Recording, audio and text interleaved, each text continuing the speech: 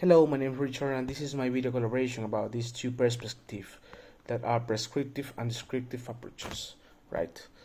For example, why this topic so important? Because this is essential to understand how to give an opinion about these two kinds of perspective that are descriptive and prescriptive.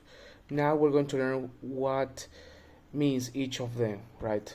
For example, the prescriptive approach means that it talks about how language could be used or maybe should be used, right? But with this, we need to take care about some characteristics of this kind of perspective.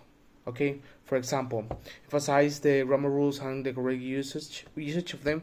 So that means that we have to take care of the things that we're gonna do, and also the vocabulary that we're gonna use in each this kind of perspective. Also, this helps to the students to succeed and in standardized exams and formal writing. So that means that this could be some kind of rules that each student should follow, so that way they could have a good way to write and also to read.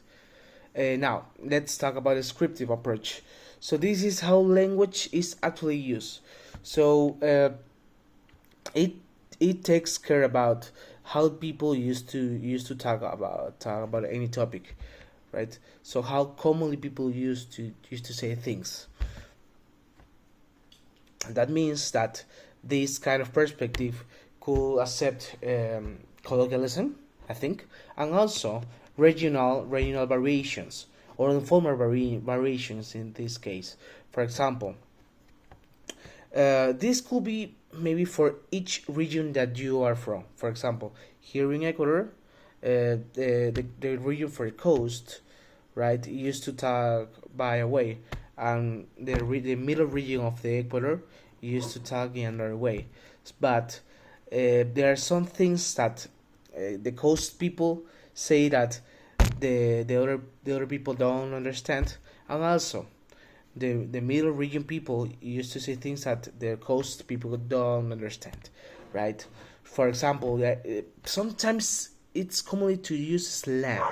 That means that they use informal language, for example, gonna, wanna, or things like that, right?